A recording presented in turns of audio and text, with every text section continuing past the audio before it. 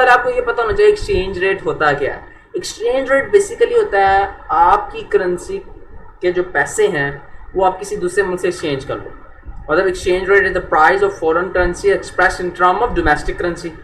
Foreign currency को आपकी currency में जो है वो कन्वर्ट कर लिया जाए। जैसे बाहर $1 है, ₹1 है उनका, और हमारे लिए वो 150 के राउंड अबाउट वो पैसे हैं, ठीक है, ये ₹150 तकरीबन है।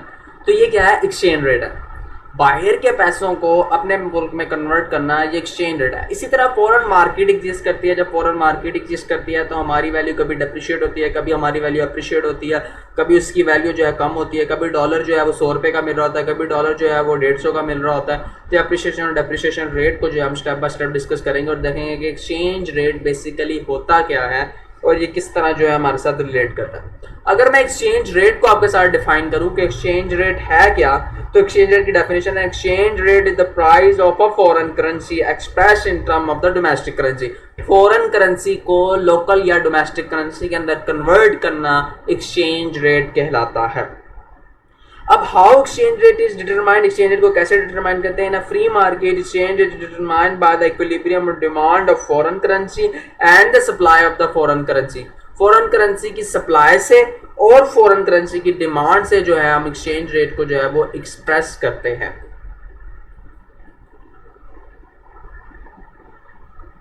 यहाँ पे भी जो है वो एक्सचेंज रेट की डेफिनेशन है, exchange rate is the price of one currency express in term of another currency.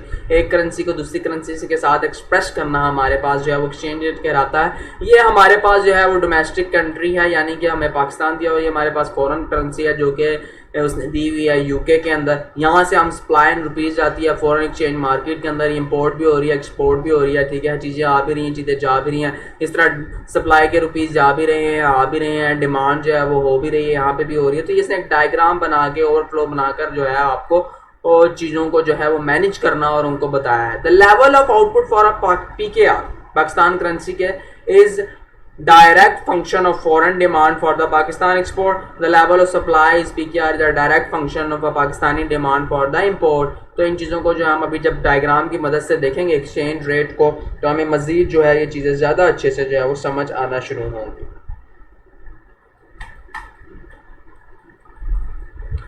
अब जो है हम इसकी डायग्राम जो है वो ड्रॉ कर लेते हैं ताकि हम मज़ीद जो है वो चीज़ें जो है हमें क्लैरिफाई हो जाए।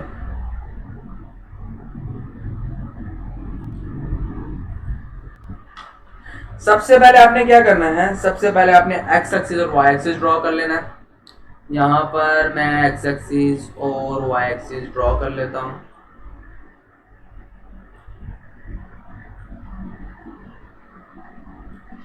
अब हम लोग जो है यहाँ पे नीचे जो है वो क्वांटिटी ऑफ फॉरेन करेंसी ले लेते हैं, जो कि हमारे मशहूर ज़माना जो है वो डॉलर है। नीचे हम लोग जो है वो डॉलर ले लेते हैं, इसको मैं डी से रिप्रेजेंट कर देता हूँ। यहाँ पे हम लोग एक्सचेंज रेट ले लेते हैं अपना ई और डॉट आर से मैं रिप्रेजेंट कर लेता हूँ, मतलब ये मेरा यहाँ पे एक्सचेंज रेट चल रहा है, यहाँ पर जो है मेरा डॉलर चल रहा है। अब मुझे क्या करना है, अब मुझे जो है वो सबसे पहले जो है वो फॉरेन सप्लाई जो है वो ड्रॉ करनी है, फिर इसी तरह मुझे जो है वो डिमांड ड्रॉ करनी है। यहाँ से जो है वो मैं डिमांड ड्रॉ कर ली है, ठीक है। जहाँ पे ये मीट कर रही है इस पॉइंट के ऊपर जो है हमारी जो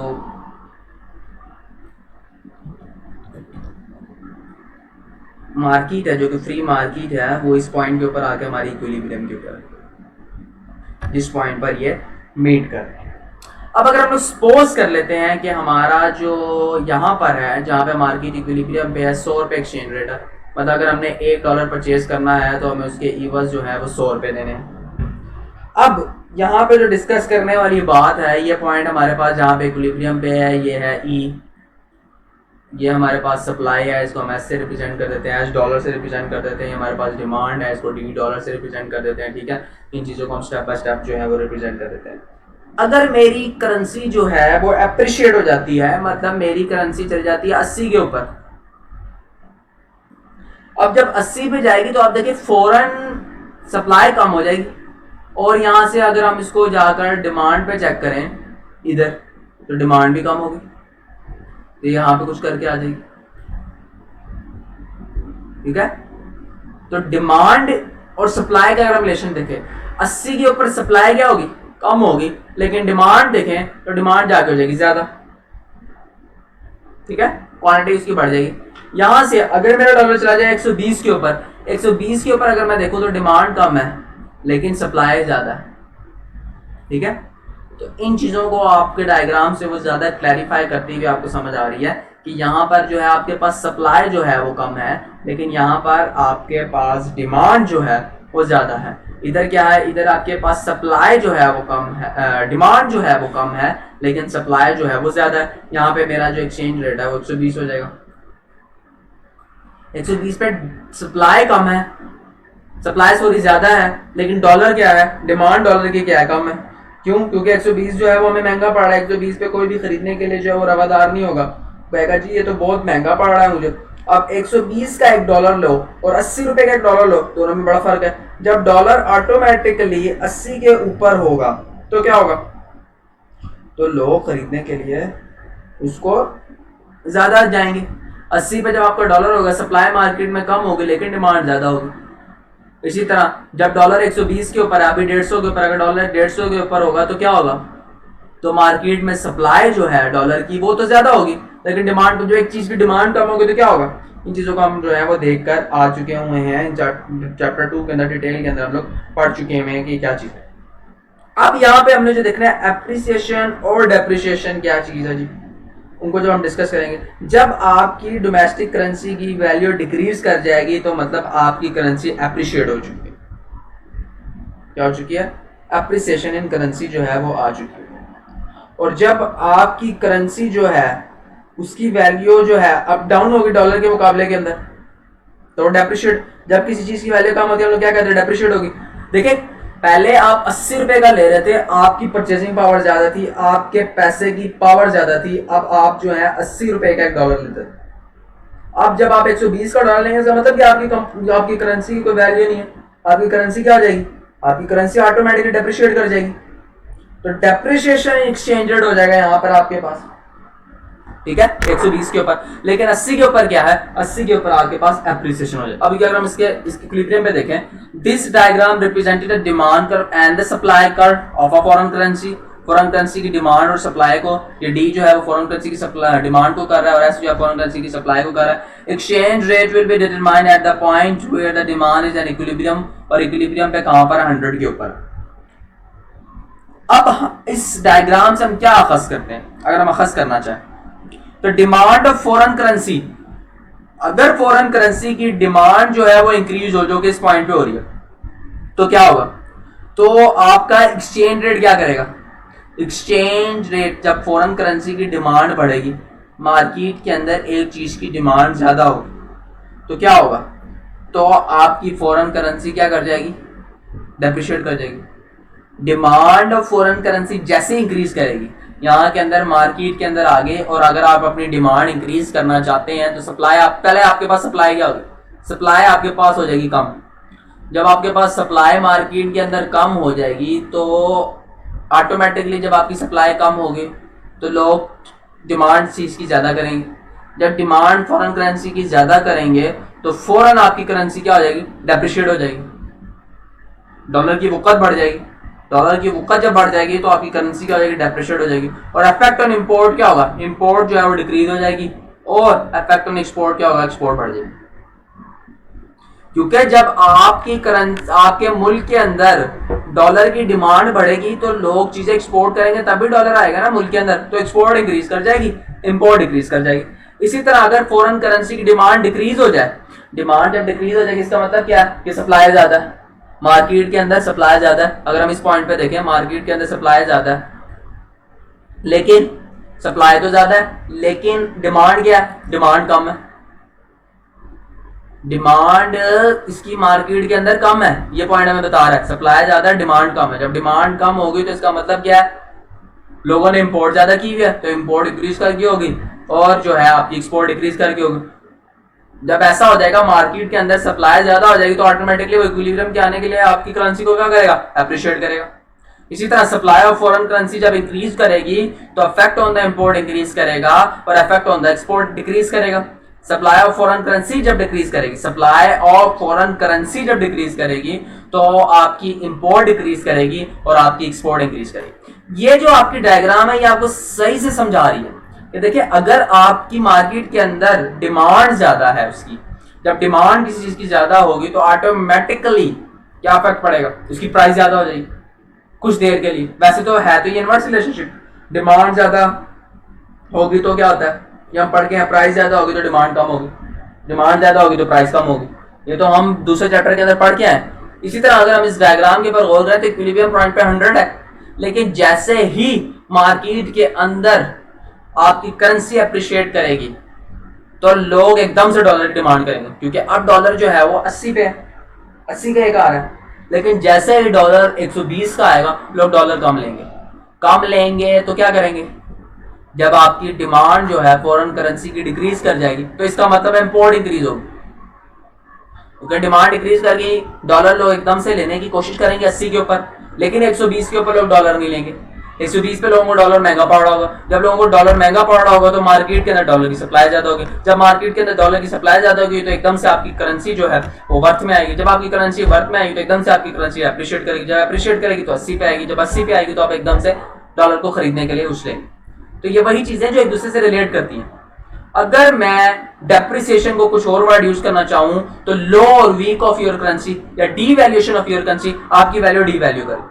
मैं डेप्रिसिएशन की बात कर रहा हूं, 80 से आपकी वैल्यू 120 पे चलेगी। ये बात समझे, अगर आप 80 रुपए का आटा लेकर आते हैं, अब 120 का आटा आ गया, मतलब आपकी करेंसी की वक़्त खत्म होगी, आपकी परचेजिंग पावर कम होगी। पहले आप जा रहे थे 80 रुपए की कोल्ड ड्रिंक, अब आप ला रहे हैं 100 रुपए की कोल्ड ड्रिंक। तो क्या मतलब है कि आपकी करेंसी डेप्रिशिएट हो गया, करेंसी वीक हो गया, आपकी करेंसी की वक़्त लो होगी, ठीक है। और अगर एप्रिसिएशन के दूसरा वर्ड यूज करूं तो रिवैल्यूएशन, हाई और स्ट्रॉन्ग। 80 के ऊपर आपकी करेंसी जो एप्रिशिएट होगी, हाई है, स्ट्रॉन्ग है, ठीक है, इसकी वक़्त ज्यादा है। When the local currency appreciate, foreign currency automatically depreciate. जब लोकल करेंसी अप्रिशिएट होती है तो फॉरेन करेंसी ऑटोमेटिकली डेप्रिशिएट होती है, ये भी हमने देख लिया, क्योंकि फॉरेन करेंसी की वक़्त जो है वो कम हो जाती है। अब ये आपसे पूछ भी सकता है, what does foreign exchange rate means, foreign exchange rate का मतलब क्या है, the foreign exchange rate fluctuation क्या होती है, what is meant by the devaluation of currency का मतलब क्या है, what is meant by the exchange rate क्या है, ठीक है। तो इस तरह आपसे ये क्वेश्चन पूछ सकता है और आपको उनको एक्सप्लेन करना होगा, बताना होगा। अब अगर मैं आपसे types of exchange rate systems की बात करूं कि टाइप्स ऑफ एक्सचेंज रेट हमारे पास कौन कौन से हैं, a government can follow 2 types of exchange rate policies, flexible और floating exchange rate, fixed exchange rate और सिस्टम एक्सचेंज रेट। ये 2 एक्सचेंज रेट है जो कि गवर्नमेंट जो है वो आपकी फॉलो करती है। अगर अब जो है हम इसको जाकर बुक से डिस्कस करना चाहें,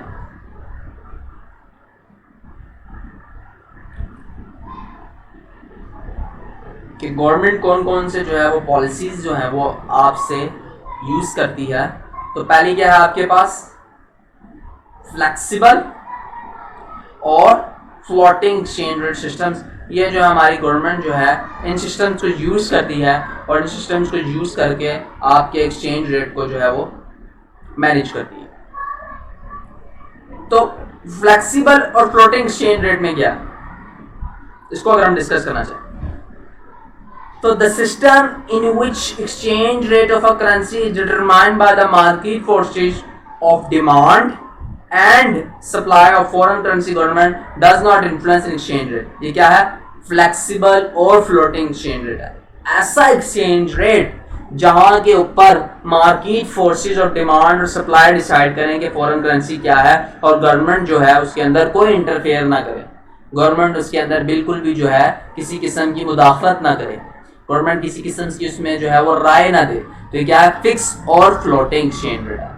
यहाँ आपकी बुक्स में क्या डेफिनेशन दिया, the rate is set at a fix, rate जो है वो फिक्स हो गया, और फ्लोटिंग में कहते हैं rate is set by the unhindered forces of demand and supply. वही बात कि आपकी जो दूसरी फोर्सेस हैं वो डिमांड को सप्लाई करती है, मतलब आपकी गवर्नमेंट जो है वो जो है इन चीजों को मैनेज नहीं करती। अगर मैं इसके जो है एडवांटेजेस को डिस्कस करूं, यहाँ पे फिक्स एक्सचेंज रेट के अलग दिए हैं, फ्लोटिंग एक्सचेंज रेट के जो है वो अलग दिए हुए हैं, लेकिन आपके जो सरासिफ साहब हैं उन्होंने इसको इकट्ठी जो है एक्सप्लेन करके बताया हुआ है। फ्लेक्सिबल और फ्लोटिंग को। तो फ्लेक्सिबल और फ्लोटिंग एक ही चीज है, लेकिन फिक्स और फ्लोटिंग जो है वो डिफरेंस है। अगर मैं आपसे जो है फिक्स की डेफिनेशन को जो है वो डिस्कस करना चाहूँ, this is system in which government set up fix exchange rate. यहाँ पे गवर्नमेंट जो है वो फिक्स एक्सचेंज रेट करता है। और फ्लोटिंग में क्या करता है, फ्लोटिंग में जो है वो दूसरे लोग जो है वो फिक्स करते हैं। अब फिक्स के जो एडवांटेजेस को पढ़ लेते हैं। फिक्स के एडवांटेजेस में पहले क्या है, avoid speculation against the currency, currency के अगेंस्ट जो स्पेकुलेशन को अवॉइड करता है।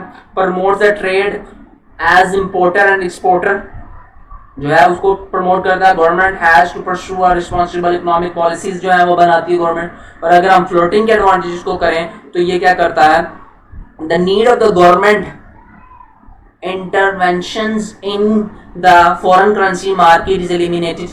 गवर्नमेंट की फॉरेन करेंसी की मार्केट में जो एलिमिनेशन होती है वो खत्म हो जाती है। Government does not have to spend even और hold a foreign currency reserve. अब आपकी फॉरेन करेंसी को स्टेबल करने के लिए गवर्नमेंट कभी भी क्या करती है, फॉरेन करेंसी रिजर्व रख लेती है। मार्केट में जब ज्यादा हो जाते हैं तो उनको खरीद कर महंगे दामों पर खरीद के रख लेती है, और जब उनकी जरूरत होती है तो उनको निकाल लेती है देख सस्ते दामों में। इस तरह गवर्नमेंट को जो है वो क्या होता है, नुकसान होता है। लेकिन अगर आप फ्लोटिंग सिस्टम यूज कर रहे हैं तो गवर्नमेंट को इस नुकसान नहीं उठाना पड़ता। तो ये इसका एक फायदा, ठीक है, जो इसका मेन फायदा है। और ऑटोमेटिकली जो है आपकी इकोनॉमी जो है वो बैलेंस हो जाती है, जो भी हमने डायग्राम से देख कर डिस्कस किया। जब एप्रिशिएट होगी तब क्या होगा, एप्रिशिएट होगी तब क्या होगा, तो ऑटोमेटिकली हो जाती है, ठीक है। Balancing of payment, exchange rate जो है उसके ऊपर इफेक्ट नहीं होता, ठीक है। तो आपकी जो इकोनॉमी है वो ऑटोमेटिकली स्टेबल हो जाती है। और गवर्नमेंट को जो है वो अपने पैसे स्पेंड नहीं करने पड़ते फॉरेन करेंसी के रिजर्व को खरीदने के लिए। तो फ्लोटिंग के अंदर ये है, फ्लोटिंग और फ्लेक्सिबल के अंदर। लेकिन फिक्स के अंदर क्या एडवांटेजेस हैं कि आपको स्पेकुलेशन नहीं होती है, ठीक है। इंपोर्ट एक्सपोर्ट को मैनेज रखता है। Government has to pursue reasonable economic policies, और गवर्नमेंट डिसाइड करती है कि आप इकोनॉमिक पॉलिसीज किस तरह की बनानी है, या आगे आने वाले फ्यूचर्स में हमें क्या फायदा हो रहा है क्या फायदा नहीं हो रहा, तो उस हिसाब से गवर्नमेंट के लिए ये बेनिफिशियल रहता है। तो दोनों पॉलिसीज जो हैं वो इंतहाई अपनी जगह पे अहमियत रखती हैं, ठीक है। ये आप इनके आपसे क्वेश्चन पूछ सकता है कि आप एक्सप्लेन करें फ्लोटिंग एक्सचेंज रेट क्या होता है, या फ्लोटिंग की जगह वो यूज कर सकता है कि आप एक्सप्लेन करें जी फ्लेक्सिबल एक्सचेंज रेट आपके पास क्या होता है। फ्लेक्सिबल और फ्लोटिंग पूछ सकता है, फिक्स एक्सचेंज रेट पूछ सकता है, या दोनों को इकट्ठा करके आपसे जो है एडवांटेज पूछ सकता है, और आपको जो है इनको एक्सप्लेन करना होगा और बताना होगा कि ये क्या है। अब यहाँ पर जो है आपकी बुक ने जे कर दिया हुआ है, जिसमें उसने डीवैल्यूएशन ऑफ करेंसी भी बताई हुई है और आपको जो है वैल्यूएशन ऑफ करेंसी भी बताई हुई है। लेकिन इससे पहले एक छोटा सा टॉपिक है जिसको हम लोग जो है अभी थोड़ा सा मिस करके आए हैं, उस टॉपिक की तरफ चलते हैं और सबसे पहले जो है वो उसे डिस्कस कर लेते हैं, जो कि यहाँ पर हमें आ भी रहा। एक्सचेंज रेट को मैनेज कैसे करना है, ठीक है। यहाँ डिसइक्विलिब्रियम को आपने रिमूव कैसे करना है और मार्केट को इक्विलिब्रियम के अंदर लेकर कैसे आना है, इन चीज़ों को जो है वो थोड़ा सा हम डिस्कस कर लेते हैं। इन चीज़ों की थोड़ी सी जो है वो रीजंस डिस्कस कर लेते हैं और इन चीज़ों को जो हम देख लेते हैं। अब आपके जो पास रीजन और ऑब्जेक्टिव्स हैं एक्सचेंज रेट के लिए, कि आप एक्सचेंज रेट को डिसइक्विलिब्रियम से कैसे निकाल सकते हैं, या गवर्नमेंट जो है वो क्या पॉलिसीज बना सकती है कि आपके एक्सचेंज रेट को जो है वो मैनेज कर लिया जाए और इनको एक फ्लो के साथ लेके चला जाए, ठीक है। मैनेजिंग एक्सचेंज रेट, कि आप एक्सचेंज रेट को कैसे मैनेज कर सकते हैं और एक्सचेंज रेट को किस अच्छे अंदाज में जो है आप मैनेज करके लेकर जा सकते हैं। तो reasons objectives for managing the exchange rate अगर हम डिस्कस करें तो remove the disequilibrium in the balancing of payment and foreign market, कि आप फॉरेन एक्सचेंज रेट में और बैलेंसिंग ऑफ पेमेंट में डिसइक्विलिब्रियम को रिमूव करें। रीजन एंड ऑब्जेक्टिव्स हैं इसके। तो remove the output gap, output gap को आप रिमूव करें। Devaluation will increase the export, devaluation जो है वो इंक्रीज करेगी एक्सपोर्ट को, डिक्रीज द इंपोर्ट, और इंपोर्ट को जो है वो डिक्रीज करेगी। To stabilize the currency, to encourage domestic trades, domestic trade को जो है वो स्टेबलाइज करें। To discourage speculation in the foreign currency, foreign currency में जो है स्पेकुलेशन को डिस्करेज करें। टू लोअर द इन्फ्लेशन, और इन्फ्लेशन को लो करें, तब कहीं जाकर जो है हम मैनेज कर सकते हैं एक्सचेंज रेट को। और गवर्नमेंट पॉलिसीज क्या है, गवर्नमेंट जो है वो ओपन मार्केट पॉलिसी बनाए। ओपन मार्केट पॉलिसी गवर्नमेंट बनाएगी तो ओपन मार्केट गवर्नमेंट की पॉलिसी बनाने से फायदा क्या होगा कि if the government wants to stop the exchange rate for falling से बचाना चाहती है, central bank will be sell the foreign currency in the market, तो फॉरेन करेंसी जो है वो मार्केट में सेल करे। ये ओपन मार्केट पॉलिसी हम पीछे भी जो है डिस्कस करके आए थे। This will increase the supply of a foreign currency in the market and appreciate the exchange rate. जब मार्केट के अंदर सेंट्रल बैंक फॉरेन करेंसी की सप्लाई को ज्यादा कर देगा, सप्लाई जब ज्यादा हो जाएगी तो आपकी करेंसी ऑटोमेटिकली क्या हो जाएगी, ये भी हम डायग्राम के अंदर कंप्लीट डिटेल में डिस्कस करके हैं, अभी हमने डायग्राम के अंदर देखा भी है। तो आपकी करेंसी खुद ब खुद एप्रिशिएट हो जाएगी और एक्सचेंज रेट जब एप्रिशिएट हो जाएगा तो फिर मैं आपको बता के आगे क्या होगा। इंटरेस्ट रेट कर ले, if the government wants to stop the exchange rate from falling rate, exchange rate को falling से बचाना चाहता है, government will increase the domestic interest जैसी करेगा, लोगों के पास परचेज पावर जो है, पैसा कम हो जाएगा। जब पैसा कम हो जाएगा लोग ज्यादा उधार नहीं लेंगे, नहीं ले सकेंगे, चुप करके बैठ जाएंगे, ठीक है। people will save more, तो पैसा ज्यादा सेव करेंगे and will decrease the demand of foreign currency, और foreign currency की डिमांड को डिक्रीज कर देंगे और चुप करके बैठ जाएंगे। जब foreign currency की डिमांड डिक्रीज हो जाएगी तो खुद ब खुद आपकी जो करेंसी है वो अप्रिशिएट हो जाएगी। जब आपकी करेंसी अप्रिशिएट हो जाएगी तो आप खुद ब खुद 80 के ऊपर आ जाएंगे, तो आपका जो आप डॉलर आपको 80 का मिल रहा होगा, कहाँ 150 से आप 80 पे आ जाएंगे, ठीक है। तो ये पॉलिसीज हैं। Policies to remove the discipline in balancing of payment, ठीक है। Deficit in balancing of payment causes are depreciation exchange rate. वो जो भी बैलेंसिंग ऑफ पेमेंट अब बढ़ गया, अगर वो क्या हो जाए, अगर वो डेप्रिशिएट हो जाए, ठीक है, तो क्या हो जाएगा, आपका एक्सचेंज रेट डेप्रिशिएट हो जाए उसकी वजह से। क्योंकि वो किसको डील करती है, वो इंपोर्ट एक्सपोर्ट को डील करती है। इंपोर्ट एक्सपोर्ट किस में हो रहा होता है, डॉलर्स में हो रहा होता है या फॉरेन करेंसी के अंदर हो रहा होता है। जब वो फॉरेन करेंसी के अंदर होता है तो इसका लिंक पैदा हो जाता है इसके साथ। जब लिंक पैदा हो जाता है तो वो अफेक्ट करता है। वो जैसे ही डेफिसिट होता है तो यहाँ से हमारी करेंसी डेप्रिशिएट हो जाती है, 120 पे चल जाती है, ठीक है। और इसको रिमूव करने के लिए क्या करना है, कैसे कंट्रोल करना पड़ेगा, ठीक है। गवर्नमेंट को जो है वो लोगों की इन्वेस्टमेंट जो है, फॉरेन जो करेंसी में लोग इन्वेस्टमेंट करते हैं, डॉलर में बहुत सारी वहाँ पाकिस्तान की इन्वेस्ट कर रही होती है, यही वो पाकिस्तान में इन्वेस्ट करें और चीज़ें बाहर में इन्वेस्ट ना करें तो भी फायदा में, तो भी हमारी करेंसी जो है वो क्या होगी, डेप्रिशिएट नहीं होगी, अप्रिशिएट होगी। अगर हम अपना पैसा अपने मुल्क के अंदर रखेंगे और बाहर से जो है हम डिमांड नहीं करेंगे डॉलर की, बाहर से इंपोर्ट नहीं करेंगे, तभी हमें फायदा होगा। तो ये चीजें अगर हम लोग इनको मैनेज करके रखेंगे, एक लिंक है, देखिए बैलेंसिंग ऑफ पेमेंट का लिंक है फॉरेन करेंसी एक्सचेंज के साथ, एक्सचेंज रेट के साथ लिंक है, क्योंकि वो इंपोर्ट एक्सपोर्ट को डील करता है और इंपोर्ट एक्सपोर्ट किससे होती है, बाहर के मुल्कों से।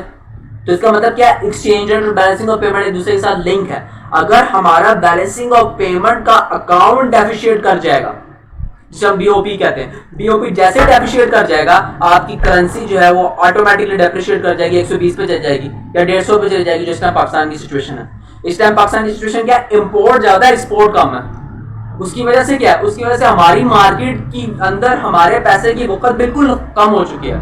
हमारा पैसा चला गया 150 के ऊपर, डॉलर की वक़्त बढ़ गई है, क्योंकि डॉलर की वक़्त बढ़ गई है और डॉलर हमारा किसके ऊपर चला गया, डॉलर की सप्लाई पाकिस्तान में ज्यादा है, डॉलर की इस टाइम पाकिस्तान में सप्लाई ज्यादा है। आप गवर्नमेंट अगर डॉलर को खरीद ले, सप्लाई डॉलर की कम कर दे, अपनी एकदम से वक़्त बढ़ जाएगी, पैसे की वक़्त बढ़ जाएगी, अपना पैसा अप्रिशिएट कर जाएगा, अप्रिशिएट करके 80 पे चला जाए, 100 पे चला जाए, तो फायदा हो जाएगा, ठीक है। जो पहली ये गवर्नमेंट जो पहली गवर्नमेंट में बात करती है कि उन्होंने आर्टिफिशियल जो है मैनेज किया हुआ, तो उन्होंने इस तरह आर्टिफिशियल मैनेज किया हुआ था कि वो इस चीजों को लेकर चल रहे थे, ठीक है। अब अगर ये गवर्नमेंट पॉलिसीज बनाती है और चाहती है कि हम चीजों को मैनेज करें, तो इस तरह वो मैनेज कर सकती है। क्या करेगी कि आपकी इंपोर्ट को कंट्रोल करेगी और आपकी एक्सपोर्ट बढ़ाएगी, ठीक है। दूसरा, आपकी मार्केट में से फॉरेन जो रिजर्व ज्यादा हुए हैं उनको कम करेगी, आपकी करेंसी ऑटोमेटिकली अप्रिशिएट हो जाएगी, आपकी करेंसी की वैल्यू ज्यादा हो जाएगी, आपकी करेंसी की वैल्यू ज्यादा हो जाएगी तो आपका डॉलर खुद बहुत सस्ता हो जाएगा। और डॉलर की वैल्यू कब ज्यादा हो जाएगी, जब वो मार्केट के अंदर बहुत ज्यादा घूम रहा हो। ये भी हम डायग्राम के अंदर देख रहे हैं। डिमांड फॉर इंपोर्ट, अगर हम यहाँ फॉरेन करेंसी सरप्लस देखें, सरप्लस को अगर हम डिस्कस करें, क्या है, demand for import will contract and demand for export will be extend. तो डिमांड फॉर एक्सपोर्ट कम होगी और जो डिमांड फॉर इंपोर्ट है वो ज्यादा होगी, बढ़ गई, ये सरप्लस हो गया, फॉरेन करेंसी का सरप्लस हो गया यहाँ पर। और डेफिसिट कब हो जाएगा, जब डिमांड फॉर एक्सपोर्ट बढ़ जाएगी और डिमांड फॉर इंपोर्ट कम हो जाएगी, तो ये फॉरेन करेंसी की डेफिसिट हो जाएगी। और फॉरेन करेंसी की डेफिसिट हमारे लिए बेनिफिशियल रहेगी, क्योंकि हमारी अपनी करेंसी जो है वो अप हो जाएगी, और हमारी अपनी करेंसी अप हो गई तो फिर हमें उसका फायदा है। और हमें उसका फायदा क्या है कि हमारे मुल्क की तरक्की की तरफ जाएगा, ठीक है। तो ये चीजें एक दूसरे के साथ बहुत लिंक है। अब अगर हम लोग डीवैल्यूएशन को डिस्कस करें, जो कि जे गर्फ से हमें डिस्कस करनी है, इसका क्वेश्चन जो है वो अक्सर पूछ लेता है, वो क्या है, devaluation means a policy of weakening the local currency against the other in a fixed rate systems objective of devaluation is to increase the export and to decrease the import. इसका ऑब्जेक्टिव क्या है कि आप export को increase करें और import को decrease करें, ठीक है। तो ये जे कर्व का यहाँ पर बेसिकली बेनिफिट है। इसी वजह से क्या होता है, जे कर्व के बेनिफिशियल से हमें क्या होता है कि जब हमारी एक्सपोर्ट इंक्रीज करती है, जब हमारी एक्सपोर्ट इंक्रीज कर जाती है, उसकी वजह से क्या होता है, हमें फायदा होता है हमारे मुल्क में। अगर हम लोग इफेक्ट ऑफ डीवैल्यूएशन देखें ऑन अ करंट अकाउंट के ऊपर इफेक्ट ऑफ डीवैल्यूएशन देखें, तो इसके अंदर अगर हम इसको यहाँ पर डायग्राम में देखें तो आपने जे कर्व जे जो है ड्रॉ कर देना, जो कि यहाँ डायग्राम में हमें शो हो रहा है, ठीक है। मिड में आपने टाइम स्केल से शो कर दिया। नीचे वाला पार्ट है वो आपके पास डेफिशिएट है, ऊपर वाला पार्ट क्या आपके पास सरप्लस है। बैलेंसिंग ऑफ पेमेंट जो है आपने वाई एक्सिस पे ले लेना है, टाइम को जो है आपने एक्स एक्सिस के ऊपर लेना है। अब यहाँ पे इस डायग्राम को अगर मैं एक्सप्लेन करना चाहूँ तो devaluation removes the current account deficit by decreasing the impact and increasing the export. जैसे ही आपकी इंपोर्ट डिक्रीज करेगी और एक्सपोर्ट इंक्रीज करेगी तो डीवैल्यूएशन इफेक्ट ऑटोमेटिकली। अब बैलेंसिंग ऑफ पेमेंट को रिकॉल करें, ठीक है, जो इस चैप्टर का लेक्चर 1 है उसको जरा रिकॉल करें। उसके अंदर मैंने आपको क्या एक्सप्लेन किया था, मैंने कहा था कि करंट अकाउंट डेफिशिएट कब करेगा, जब आपकी इंपोर्ट बढ़ जाएगी और एक्सपोर्ट आपकी कम हो जाएगी। तो अब डेफिशिएट को आप सही करना चाहते हैं तो एक्सपोर्ट बढ़ा दो, ठीक है, इंपोर्ट कम कर दो। यहाँ पे भी ऐसे ही करना है। Devaluation removes the current account deficit by decreasing the import. Import आपकी क्या हो रही है, डिक्रीज हो रही है, and increasing the export, export आपकी इंक्रीज हो रही है। If the country devalues it currency. अब कंट्री के ऊपर आ जाते हैं, जैसे हमारा मुल्क पाकिस्तान है, हमारा मुल्क पाकिस्तान चाहता है कि मैं अपनी वैल्यू को डीवैल्यू करूं तो क्या होगा, its current account balances experiences J curve. तो करंट अकाउंट जो है वो जे कर्व को जो है वो एक्सपीरियंस में चलेगा। फर्स्ट में क्या होगा, फर्स्ट में जो है आपका जे कर्व डिक्लाइन होगा, ए से स्टार्ट हो रहा है तो एकदम से नीचे जा रहा है। जैसे ही आप अगर आप पाकिस्तान जो है अपनी वैल्यू डीवैल्यू करता है, ठीक है, तो उसकी वजह से क्या होगा कि स्टार्टिंग में आपका करंट अकाउंट जो है वो डिक्लाइन करेगा, फिर आहिस्ता आहिस्ता ये राइज करेगा और at higher level then will be become. और यहाँ से देखें अब ये ऊपर को आहिस्ता जाता जा रहा है और सरप्लस की तरफ जाता जा रहा है, ठीक है। क्यों, क्योंकि आहिस्ता आहिस्ता ये मूव करता जाएगा, ठीक है। उसके बाद क्या होगा, फिर ये एक बिगर बन जाएगा और in elastic of demand of import की इन इलास्टिक आ जाएगी और एक्सपोर्ट की, जिसकी वजह से क्या हो जाएगा, ऑटोमेटिकली दोबारा जो है वो स्लम डाउन कर जाएगा और दोबारा इफेक्ट जो है वापस वहीं के ऊपर आ जाएगा, ठीक है। अगर आप इस चीज़ को समझना चाहें, रिलेट करना चाहें, इन चीज़ों को एक तरफ से कोलैबोरेट करना चाहें, तो देखिए आप जैसे अपनी वैल्यू डी वैल्यू करेंगे, अगर आपको याद हो लेक्चर 1 के दौरान हमने डिस्कस किया था कि हम अपनी डी वैल्यू करेंगे वैल्यू तो क्या फ़ायदा होगा, और अगर हम लोग अपनी वैल्यू अप्रिशिएट करते हैं तब क्या होता है, अगर वैल्यू डेप्रिशिएट करते हैं तब क्या होता है, ठीक है। उस इफेक्ट हम डिटेल के अंदर डिस्कस करके आ चुके हैं। यहाँ पे भी वो कुछ इसी डायग्राम की मदद से करेंगे। This show a starting point A से आपका पॉइंट जो है वो स्टार्ट हो रहा है, द डेफिशिएट इंक्रीजेस बिफोर, ठीक है, and going into the surplus as a time goes on. जैसे ही टाइम गुजरता जाएगा तो सरप्लस के अंदर जाता जाएगा, ठीक है। तो ये क्या हो रहा है, एकदम से ऊपर जाएगा, फिर आपका जो है ये सरप्लस के ऊपर जाएगा। Why is this that case, कि ऐसा केस क्यों, assuming that the economic started at the point A, the government decided to devalue the currency. अब गवर्नमेंट क्या डिसाइड करेगा कि अपनी वैल्यू को डीवैल्यू करते। जब गवर्नमेंट अपनी वैल्यू को डीवैल्यू करेगी, the reason of deficit first gets a bigger is to do with the time lag, ठीक है। टाइम लैग की वजह से पहले तो ये बिगड़ देगा, एकदम से नीचे को स्लम्प जाएगा। देखिए ए से एकदम से नीचे को गया, एकदम से डेफिशिएट की तरफ गया, फिर डेफिशिएट की तरफ से जाने के बाद जो है वो ऊपर गया, ठीक है। ऊपर क्यों गया उसने बताया हुआ कि एग्जांपल में उसके अंदर बताया, will have orders with the firms in other countries at aggregate prices and will not be able to respond that the price changes, ठीक है। ये एग्जांपल के अंदर से बताया कि ऐसा क्यों होता है, ठीक है। अब इस जे कर्व को या को अगर हम एक्सप्लेन करना चाहें शॉर्ट लफ्जों में, इसकी एक्सप्लेनेशन तो क्या होगा, if the country devalue its currency it current account balances experiences the J curve. First current account balances decline further and then gradually rise to the higher level, then it will be before decline. Decline करने से पहले दोबारा जो है वो higher होगा। अगर हम यहाँ से चीज़ को देखें तो पहले क्या हो रहा है, एकदम से डिक्लाइन हो रहा है, फिर एकदम से ऊपर को जा रहा है और सरप्लस को जाते हुए छू रहा है, ठीक है। अगर आप यहाँ से एक्सप्लेनेशन लिखना चाहते हैं यहाँ से एक्सप्लेनेशन लिख दें, ठीक है, और अगर वहाँ से लिखना चाहते हैं तो वहाँ से लिख दें, ठीक है। और deficit get biggers because of inelastic demand of import. Import के इनइलास्टिक की वजह से ये डेफिशिएट जो है वो बिगर हो जाएगा, ठीक है।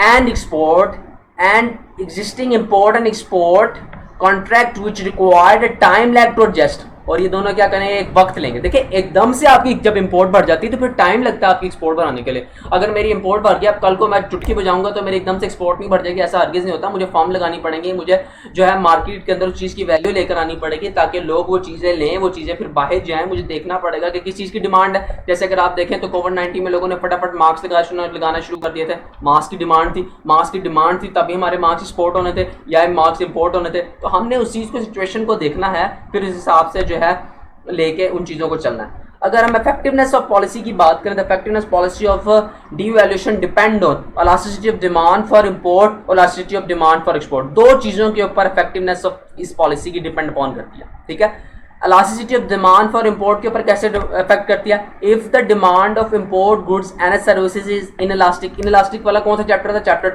2 को अभी आप रिकॉल कर लें, जाके देख लें कि इनइलास्टिक क्या थी, ठीक है।